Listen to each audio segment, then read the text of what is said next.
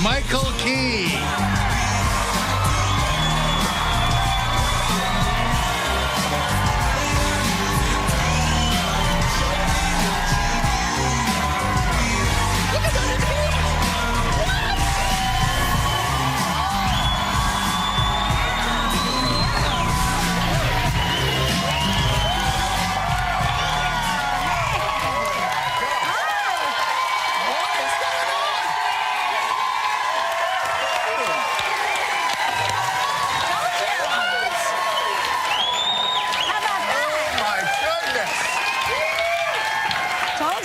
Hey, welcome everybody. It's Tuesday, July 19th, 2016. Joining me today is Keegan-Michael Key.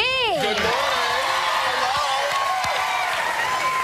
This is, I don't mind telling you, very exciting having you here. I cannot tell you what a thrill this is for me. Really? I have been trying to shake this Jordan guy for forever, and finally, no, I'm kidding. I've just been going. I've been, you know, like auditioning it in my mind, just going Key and Rippa. No, Rippa and Key. Rippa and Key Rippa sounds. And Key. Rippa and Key. Does that sound good? Key and, I don't Does know. Rippa and Key sound good? Rippa and Key, Key and Rippa. There's something with the K sound in Key, like it should come first somehow. Yeah. It's just alphabetical. That's what it is. It's not. Keegan, but I do like Keegan and Kelly. KK, there it is. Keegan and Kelly. Keegan and Kelly. That's a mouthful, though. Three times fast. Keegan and Kelly. Keegan and Kelly. Keegan and Kelly. No, it's good. I did it. That was good. I can't believe it. I did it. That's it. You got the job. All right, contracts. That's all it took. That's all you had. That was the big test. Anyway, thank you for doing that. Yes, honey. Absolutely. I told you. I was telling you backstage. My sons worship you in a way that was like so crazy that they're like, so who's on the show tomorrow? Because my package, my work packet sort of slides through the mailbox every night. Right. And the boys like run to the door. They're like, who's on the show tomorrow? And I go, oh, you know who my co-host is Keegan-Michael Key. And my little boy goes, oh! And I go, I'll tell him you said hi. He goes, can you get me an autograph? I go, we're gonna let him host. He doesn't need it. You don't need an autograph. You're fine. Because there's lots of stuff. There's lots of stuff to think about. But I would be more, just so he knows. What's your youngest's name? Joaquin. Joaquin. And what is Joaquin? How old is Joaquin? He's 13. Okay, how is that possible that you have 13 and 19-year-old kids? I don't understand how that's possible. I have a 15-year-old in between. In between those two? Yeah. Geez, so Pete. So they're all teenagers. First of all, your baby, you should have like little embryos. That's how sweet and beautiful you are. They should be embryos. It's the lighting. How can they be? It's the lighting in here. Yes, the lighting in here. Right. Once you step me out into the sunlight, it's like the cricket. No, I'm kidding. It's like, go, Kelly! Don't sneak up on me like that. like the Red Witch from Game of Thrones, right? Exactly. You're right. How was your night last night? Did you watch? I did watch. Did you? How about you? I did. Yes. It's very funny because I took a 90-minute Soul Cycle class last night, and by the time I had gotten out of Soul Cycle, you would have thought I had missed the entire convention because I had like 30 messages from my friends like, are you watching? Are you watching? Do you see this? Are you watching this? Antonio Sabato Jr. is there. Oh my gosh, it's Scott Baio. It was like all of like my girlfriend's crushes were performing at the convention. Yes. I thought, you know what I thought was interesting? I love the music. That the music that when I don't know if you heard about when Donald came out. Oh, I saw it. To Queen, and I thought that is very smart. I have to think in my mind, if I ever run for president, this is a good idea. Yeah. Use music from someone who's passed away, and then there's no hassle. There's no hassle. There's no hassle. Then you're not. And he not only he double-facted it. He do-facted it. As opposed to trifecta. Right. He said, okay, I'm going to use music from someone who's passed away and also from another country. Because that's the hardest part. Right. Because the American people are like, I don't want my music, or this, they have to pay me this much to use the music. Politically, I feel different than this. But Donna's like, I'm going to move through all of that. Queen, champions, we're winning. We're going to win big. So we're going to win big. We're going to win big. I've got to get the register up a little bit. No, but that's really good. Daryl Hammond, watch out. No, I'm kidding. Yeah, no, that's a good one. But I thought the music was like, that's good to have that kind of confidence. I think is important. You know? So, and also I will say I loved the entrance, and it was for me very reminiscent of Showgirls. You know, when the smoke comes. You know, because I was just thinking to myself, like in my my own head. I never like think of it as like, oh, there's the Republican nominee coming out. I always put myself in the situation and I go, oh my gosh, if I had access to backlighting and that much smoke, I would be dancing out. I would be like, Right. You would be saying, can you put me on wires? Put me on wires and fly me out. Watching him, all I could hear in my mind as I was watching was, ladies and gentlemen, your Chicago Bulls! That's what it was just like, that's what it was like. So he was going to come out and then there'd be Jordan and Pippen. And it was very theatrical. Yeah, it was entertaining. Do you do Hillary's voice as well or just Donald Trump? I can't, you know what? I don't do Hillary so much, but there's something that Hillary's worked on because she's from my part of the country. She's from the Midwest. So in the Midwest, I can't really do her voice perfectly, but there's this thing we do in Detroit and Chicago where we have these crazy A's. And whenever if she grew up that way, then all of that stuff's gone away. Now, another person from Chicago, who I've been known to do from time to time, he also doesn't have to put all that in there. So, you know what I mean? I'm trying to save my A's. So, you know. So I gotta work on my Hillary.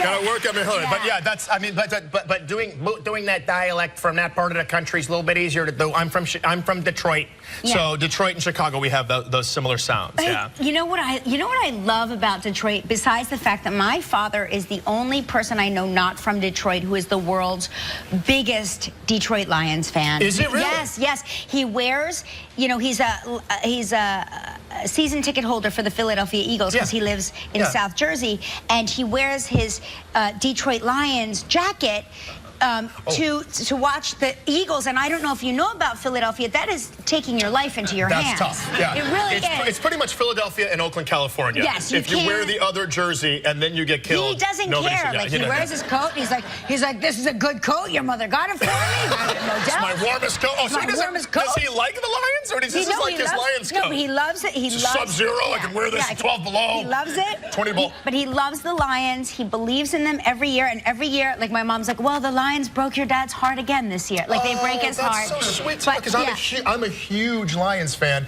and I know this is a big year of sorrow for both your father and I because we've lost Calvin Johnson. Yes. I'm sorry. Every year is a year of sorrow. Every year is a year of sorrow. I'm the worst. I'm a sadist or a masochist because I'm a Detroit Lions fan and a Chicago Cubs fan. So what is wrong with me? Wow. Yeah. Just somebody in the audience had genuine concern for me. Someone just, oh dear. Oh dear. But you also have that delicious Detroit pizza. Pizzapopolis in Greektown. It's a deep dish pizza that they make with like 18 layers of cheese in there, like a heart attack in a dish. Do you guys know about Detroit style pizza? Do you know? It's very similar to Chicago style pizza. Yes. Oh yeah. Yes. Okay. You know where Pizzapopolis is. Yeah. You know where Greektown is, or as we like to call it back in Detroit, Greek Block. Yes. But the pizza there is very good. Also, we're famous for our Coney Islands. So we eat chili dogs in Detroit. So we put chili and onions and cheese on the hot dogs. And you can tell a person what neighborhood you're from if you tell them the Coney Island that you eat at. Oh, so really? I grew up in Green Acres, and I am next to a community called Sherwood Forest, and there was a Sherwood Forest Coney Island. There's National Coney Island. Are you making this up? I'm not making this up, right? But that sounds too, like, it sounds like a fantasy. It's like Green Acres. Yes, we're very tribal. Is the place to be. Yes, you have your different, like, Coney Island sigil. Sherwood Forest, the University District, Grandmont. Oh, my gosh. Grandmont neighborhood. Yes, you didn't expect that from Detroit, right? Yeah. Sounds so beautiful. fancy. Yes, Wildwood, Edgewood. These are the names of the neighborhoods. Oh yeah. I miss home. I was just there recently, and Is your whole family still there? Yes, I have aunts and uncles and mothers and brothers and mothers. Mothers. You have more. And brothers and I do have mothers. I'm adopted, but I have mothers. Plural mothers. But my family was there. I was visiting, and I was there actually promoting our new movie. Yes. Movie coming out called Don't Think Twice. That's going to come out. Which is great. It's about the world of improvisational theater. Exactly. Really. Which is how we met. That's how you and I met. Exactly we met doing improvisational theater in Chicago, which was really terrific. So yeah, I miss home, and I encourage everybody to go to Detroit. I'm like a big Detroit proponent because. It gets a bad rap. It gets gets a bad rap. I just want to tell you, Detroit is not Thunderdome. It's really a lovely place to go. Our downtown area is fantastic. Yeah. The people are amazing. We have Midwestern charm. I want everybody, I encourage you to go. And cheap, it's cheap. It's like going to Prague. It's amazing. I've never been to Prague, but I'm going to go to Detroit. Neither have I. I just said it because it sounded cool. I'm going to Detroit first. Definitely I'm going to Detroit. Much easier to get to. Yes, for sure. Yeah. So I don't know if I talk about this a lot here. It affects me in my life. I have short arms. I do. I have short arms. I'm a short-armed person. What is that called? Is it ectomorph, endomorph? What are you when you have when your limbs are shorter than your... That's muscles. Like ectomorph means that you show muscle, and endomorph means you're kind of soft on the outside. That's what's called shortomitis. You have shortius armititis. I do, though. I have short arms. I have short arms. And I've got super long arms. Like all of my sleeves are always like rolled up, tucked up, because I have like... You can't see my hands. Are you talking about this article in the paper about the dinosaurs? Yeah, I'm talking about dinosaurs because they found a new species of dinosaur that I love. I love the idea of this because it's not just the T-Rex that had the short arms. They're saying this dinosaur, and I love the name. It's called Gualicho Chigné, also had similarly stunted arms, and they believe it's because he hunted with his face and head. And I was like, also like me. Right, yes. We have so much in common with the Gualicho. This is my favorite dinosaur. No longer the T-Rex. Now the Gualicho is my favorite because because you guys resemble each other in the short arm went after its prey with its face. Is that a Gualicho right there? Is that a Gualicho? That's what they're saying. Maybe it's a Gualicho. These guys, what a beautiful rosé color. Yes. Very, very stylish, the Gualicho. Another thing we have in common. And then this is, of course, the Gualicho's X-ray, in case you're curious. They had X-rays back then. Yes, they did. The prehistoric X-ray, yes. A lot of people don't know they had that. I didn't know that they could harness X-rays in the Paleolithic era. Isn't that incredible? The other thing that's interesting they're saying about dinosaurs, like in Jurassic Park, you see these dinosaurs are enormous. Yes. And they look like the size of skyscrapers. Yes. And so the sound that we've always heard in Jurassic Park is supposed to be this like a lion and a rhino mixed together. Right. But what they're saying is now they think that the dinosaurs had more bird-like sounds. Yes, because they're like raptors. Because they are of the bird family. So they're saying that, could you imagine it's like, douche, douche, douche, douche. You know what I mean? That would be amazing if you're like, you like this, and like, my uncle had this cockatoo that like sounds, well, he probably still has a cockatoo that sounds like him, and like, says things like Mary. Can you imagine if it sounded like We had a cockatoo. My roommate in graduate school and I had a cockatoo, a little cockatiel, and his name was Miller. And Miller the cockatiel, and he would go. This was his thing. He would go. Miller, Miller, Miller, Miller, Miller, Miller, Miller, Miller, Miller, Miller. And he would say his name. And then my mom came to visit me at school, and we were like, Mom, just real quick. When you hear Miller's going to say, Miller, Miller. And if you did it, then he'd do it. He'd go, Miller, Miller, Miller, Miller. Every single time he started saying his name, my mom would speak. So he'd go, and the second he would say Miller, my mom would go, well, he's not talking. I'm like, Mom, shut up, Mom! Mom, he's doing it now. Miller, Miller. I'm talking, Miller, Miller, but I don't hear it, Mom. Mom, please be quiet. Don't tell me, honey, that's rude. Miller, Miller, Miller. And then she would stop talking. My mom would stop speaking, and then he'd go, and I'm like, what are you, Michigan J. Frog from the Warner Brothers cartoons? Just say Miller when she's not talking. He's not talking. Miller, Miller, Miller. No, he's doing it right now. He's doing it right now. He made, oh man. And then I just opened the window one day and let him out. I'm kidding. He lived a long, beautiful life. The fact that you just referenced Michigan J. Frog made... I'm from Detroit. I mean, it's so great. Why am I screaming? Oh, no, that happens here. It happens? Yeah, no, it happens here. Yeah. No, it's a screaming show. Is this decaf? Yeah. What are we doing here?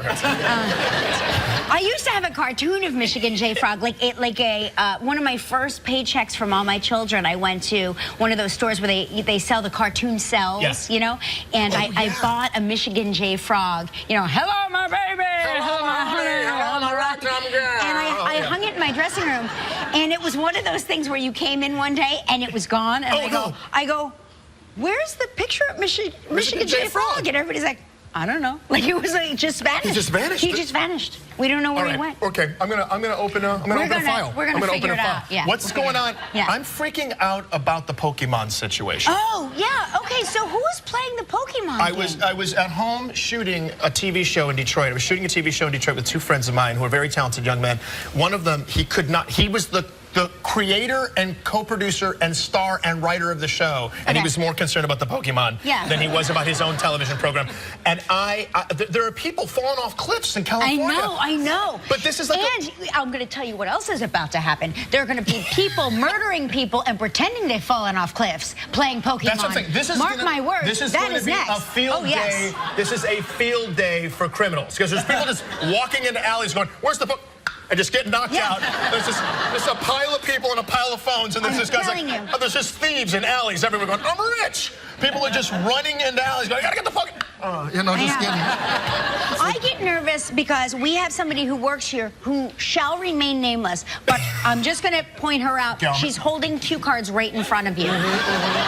She has a natural ability to fall down with nothing around her, like just fall down.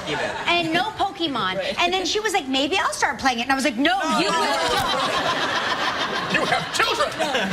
You will die. You will. That is not even a question. No Pokemon for you. You'll die almost instantly. That is without question. You're not allowed to play Pokemon at all. We got a big show. Oh my gosh, we sure. We got a big show. Right? This is crazy. Chris Pine is here. Yes, Chris Pine. Now listen to this. You and Chris Pine are both nominated against each other for an Emmy. For the same show. Yes. Nominated for the same show. Best voiceover in an animated series or something to that effect. Is there any, what was I nominated for? You got a lot of nominations. Congratulations. Thank you very much. Thank you very much. Yes. The show did very well. The show did very well. And I got to say, I'm most excited, more than anything, I'm super excited for our production staff, our makeup, our hair, especially our hair. If you've seen our show, the miracles they do with our hair. I'm usually in the hair chair, hour and a half, 2 hours. But anyway, they do such amazing work. They've really elevated the sketch comedy by the way by all their attention to detail, and I'm really proud of them. Really proud of them. No, it really is important because we do really well every year for our Halloween show here, and I know it's because of makeup and hair. Makeup and hair really, they make us look like all of these different characters. They really do. Also on the show today, Allison Janney will be with us. I love Allison. She's so good. I love Allison. I'm going to do you a favor. I'm covering that. You're going to cover that. Okay. I'm going to cover that. She's going to cover pick up your magic wand. Oh, I got my magic wand. Oh, it's amazing. All right, here we go. It's time for Drive Me Wild Travel Trivia.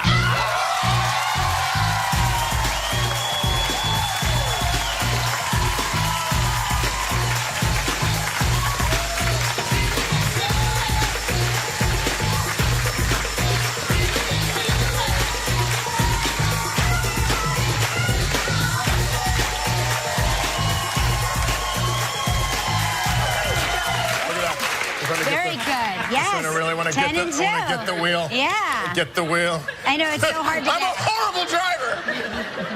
That's right. We haven't crashed yet, which is good. Hey, today's trivia dancer is Maggie White from San Angelo, Texas.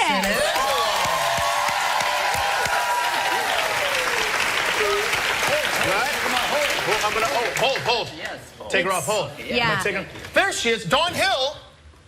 From Athens, Ohio. Hey, Dawn, how are you? That's Hi, Kelly. Hi, Keegan. Hi, Dawn. You're in Ohio. Now, I'm from Michigan, so we're not supposed to like each other, but you look so lovely. Oh, thank you. The people don't know about our rivalry. Do you work in Athens at the university? I do. Fantastic. Oh, what do you do? I work in the Office of Research and Grants. Oh. Research and grants. That's where all the money's at. That's where you have the most important job, Dawn. Yeah, Don't let anybody tell you different. Yeah. Well, listen, you deserve a vacation, so we're going to spin the wheel and see what you're playing for, all okay? Right, here we go.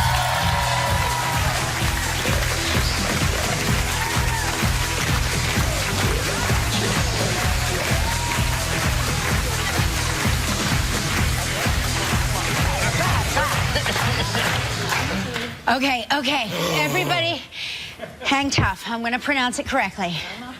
The Westin Monopoly. In honor of the Olympics, I stuck the landing. It's the Ocean Resort and Villas in Maui. 7 days and 6 nights in a 1-bedroom villa. It includes a spa treatment per person. Wow. This trip is provided in part by Hotels.com. It's a prize valued at $10,400. You have 20 seconds and only one guess. Good luck, Dawn. All right, Dawn, here we go. You ready? Andy Cohen appeared on yesterday's show. What position did Andy say he played in a celebrity softball game? 20 seconds.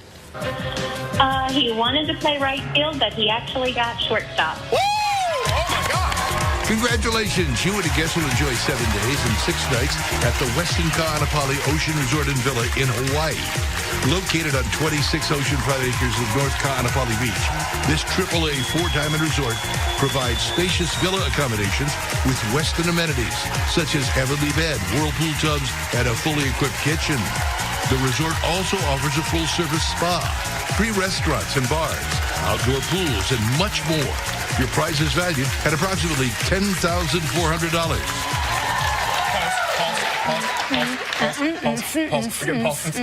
Hey, Dawn, congratulations. That was a very detailed answer. Yes, it was. Keegan asked me, he goes, does she get a bonus prize for all the detail? He wanted to play right field. The problem is meniscus was bothering him on his left knee, so they thought they'd put him in the infield. It was fantastic, He Dawn. actually wanted to play right field because he didn't want the ball to come to him. Exactly. It seems like Dawn researches more than just grants. We have wanted to go on vacation. I've actually am recovering from surgery. Oh. And so I kind of ruined this summer for my daughter, and I promised her I'd take her someplace next year, so she's going to be thrilled.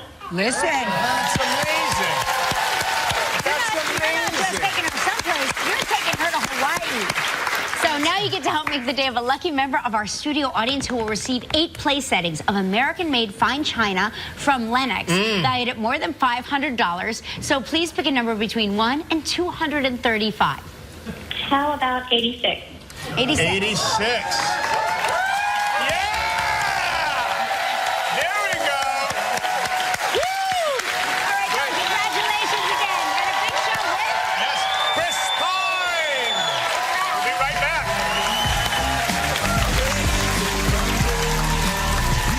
Still ahead on live, Allison Janney. We'll open up Kelly and Michael's inbox to hear your comments and questions. And coming up next, Chris Pine. Back to the show, everybody.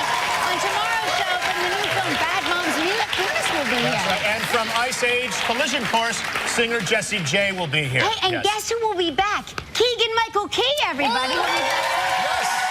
I will be here tomorrow. That's right. This is amazing. Yes.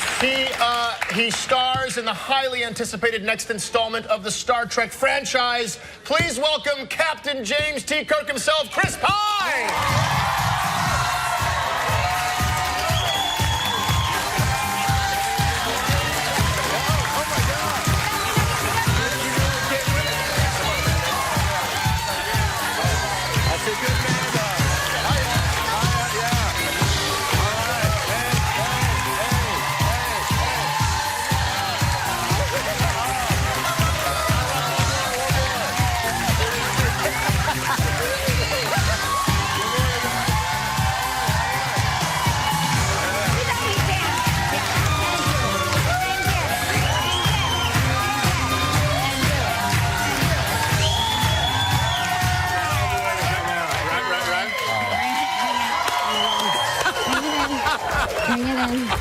Bring it in. How do you do? Bring it in. It's so good. Did you meet Keegan? I didn't care if I was, hold on. Bring it in. Bring it in. That's right. Bring it in. Bring it to me. Peel, what's going on? Okay. Did you just say Peel? Did you call you Peel? He said, Peel, what's going on? Peel. Jordan called him and told him to sit up.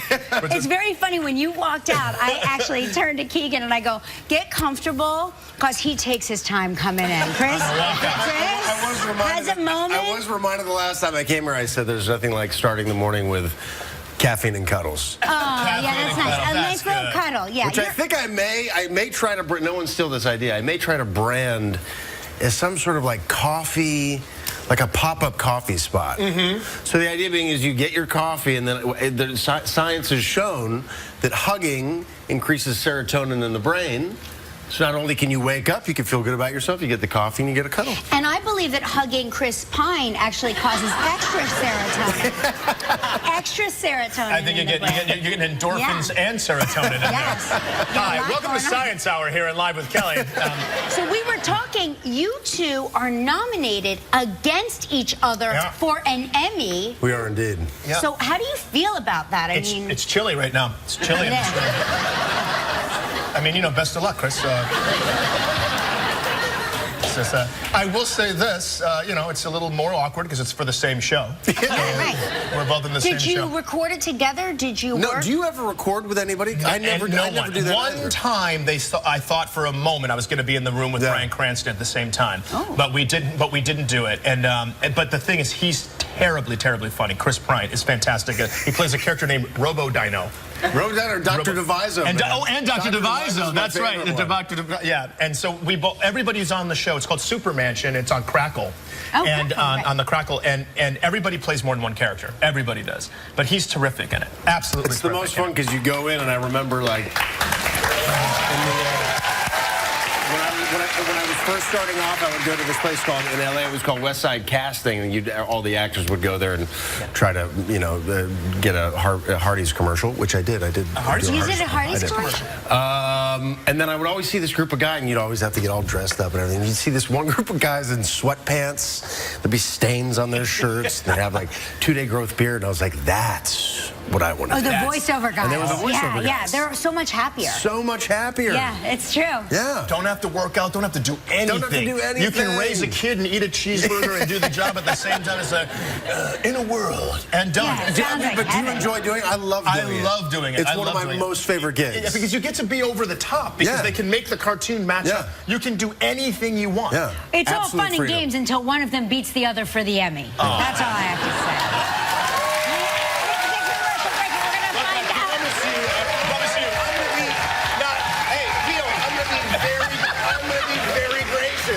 I'm a very gracious guy. Listen, I think we're both in good shape because we know Trey Parker from South Park's going to win. We'll be right back. More with Chris Pine after this.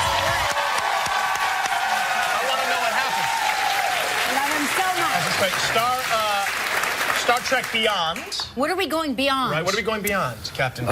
It's a very valid question, and I think my answer to that will be, it is the 50th anniversary of Star Trek this year, which is, if you can imagine. Wow.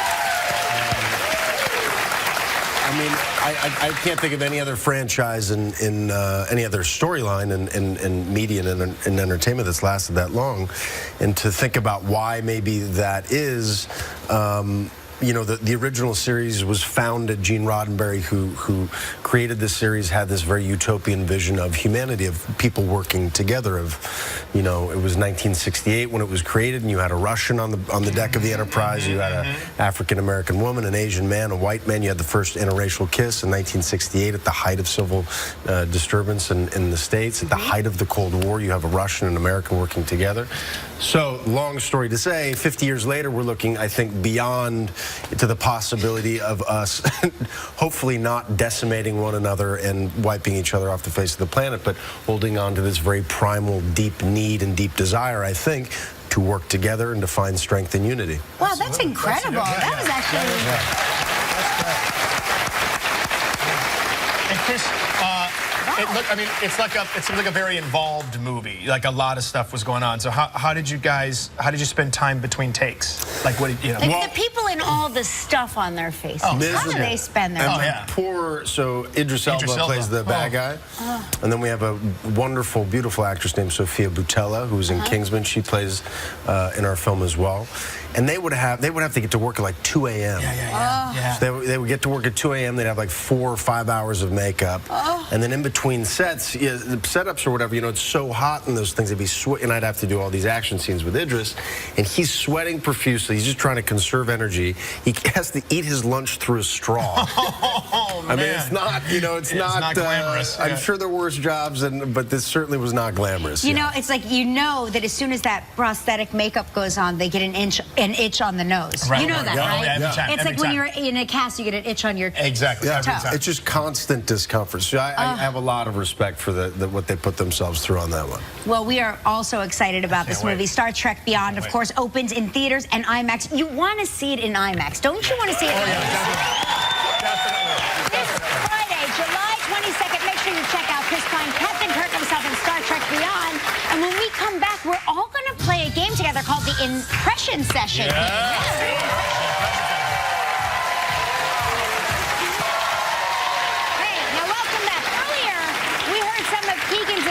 They're very, very good at doing impressions. So we thought it'd be a perfect time to play, and we'd have an impression session. An impression session? An impression session. I did Obama, yeah. You just did it. Maybe we'll do it again. Keegan and I will select random names out of a bowl and attempt to impersonate some very famous figures, and then Chris will try to guess who these people are, and then you're playing for all the marbles. Right. And you're playing for all the marbles. You're going to get all of the marbles. We have an entire palette of marbles back there. They're just steelies. They're just steelies. You go first. All right. Okay, Beauty before age. All right. Okay. All right. Okay. Here we go. You ready? These are nice. Oh, thanks. These are so pretty. Oh, thanks a lot. Wow. Favoritism. I know. Here we go. All right, ready? You're going to lose. I already have a favorite. Wait till they get a load of me. I'm doing everything I can to play my favorite Batman bad guy. Nicholson. Nicholson. Thank you. Yes. Thank you. Is it my turn? Oh, this is great. I love bread. You get bread. You get bread. You get a bread. You get a car. Oh, you get a car? Yeah, you get a car. Price is Right? What? Can I help? Yeah, help. Everybody gonna come on our show today!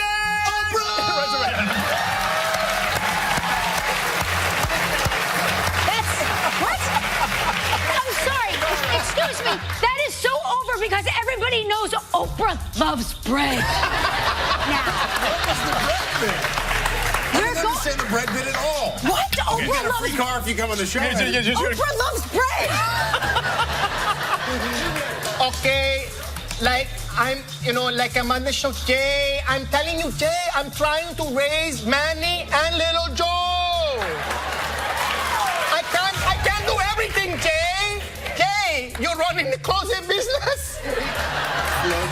And Sophia Vergara! I gotta watch more television immediately.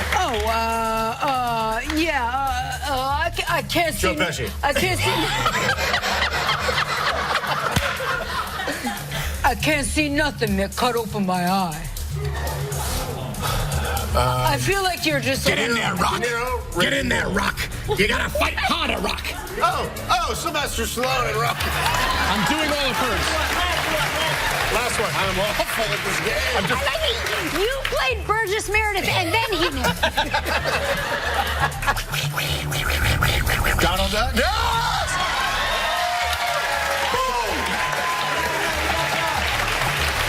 You know what? I'm going to say it again. They cheated. Okay, so don't forget to see Chris in Star Trek Beyond. It opens this Friday. Allison Janney! My agents are going to be like, what do you mean I'm going to stop acting? Comedy or drama, television or movies, our next guest does it all. Please welcome the lovely, the wonderful Allison Janney.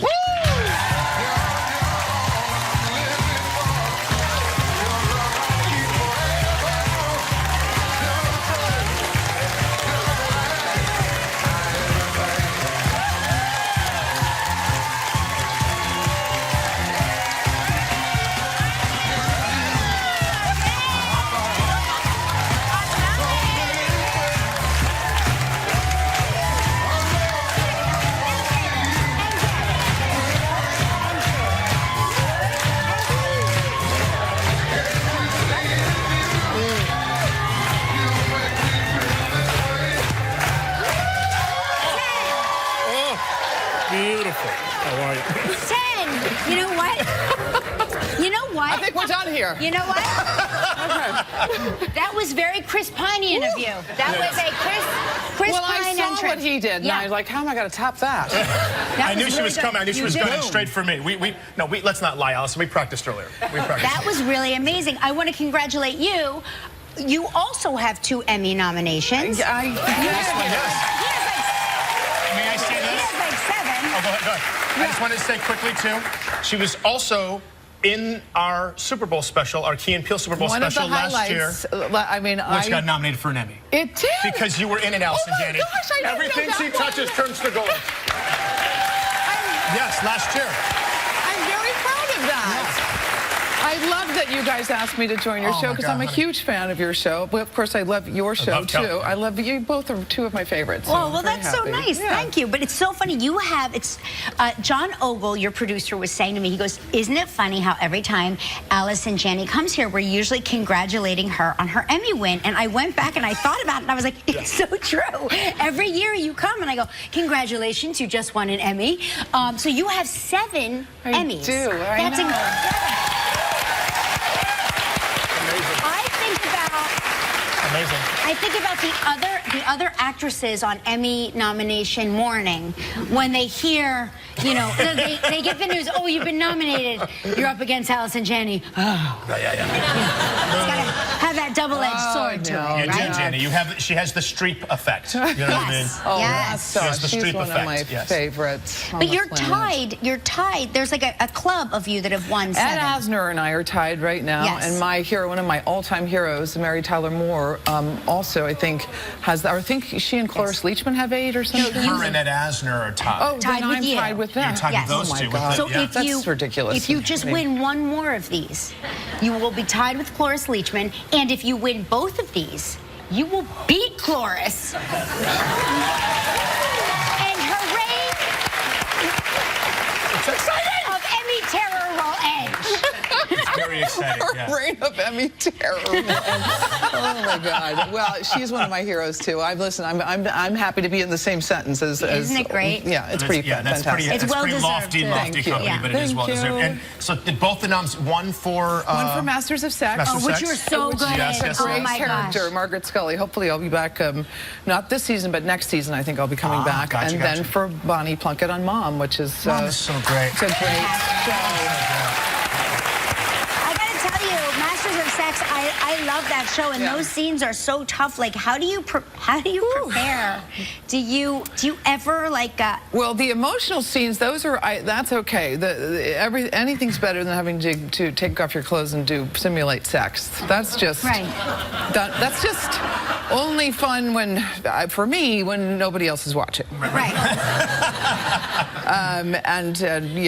Anyway, I'll stop there. Yeah, but that's very difficult with all the crew around and everybody's just like, oh my, it's so. When you have to do a love scene, don't you find like there's extra crew members too? You're like, hey, what's he doing there? I've never seen that guy before. Who's that guy? Ed from accounting is here. He's got a bag of popcorn. And he's eating popcorn. He's going to be over here with my Tastestations. Popcorners. Don't you find that? Listen, we have to take a commercial break. We're going to come back and talk about your new film, Tallulah, when we return. I mean, you should call us mother. Yes, that's Allison Janney. The scene from Tallulah. You are reunited with Ellen Page. Yes, I am. I don't mind doing that over and over. It's our 3rd movie together. Oh, wow. She is truly one of my favorite people on the planet. She is an incredible human being, a lovely actress. We have a lot of fun together. This movie is an extraordinary movie written by Sean Hayter, who writes for Orange is the New Black. And it's a story. This is an amazing story that came from a true story, came from something that happened to Sean, but it's about these 3 women and their lives, how their family lives are shattered, and they're looking for connection or to be tethered to the earth in some way, and their lives converge over this one incident where Ellen Page's character decides to take a baby from a woman who she thinks is unfit to raise the child. Wow. In an incident that actually happened to Sean. She used to be a nanny at high-priced hotels in California, and she had to babysit for a guest who was drunk, and she feared for the baby's life, and she made the choice not to take the baby. But then she wrote the movie sort of thinking about who would take that baby, No who kidding. would be in that situation, fear for the baby's life, and take the. It's a very interesting movie, beautifully told, beautifully, I think, acted by by Ellen and you. Definitely you, yeah, right.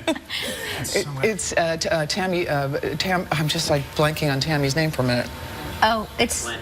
Yeah, Tammy Blanchard. I was thinking of. right. I all of a sudden went Tammy Faye Baker.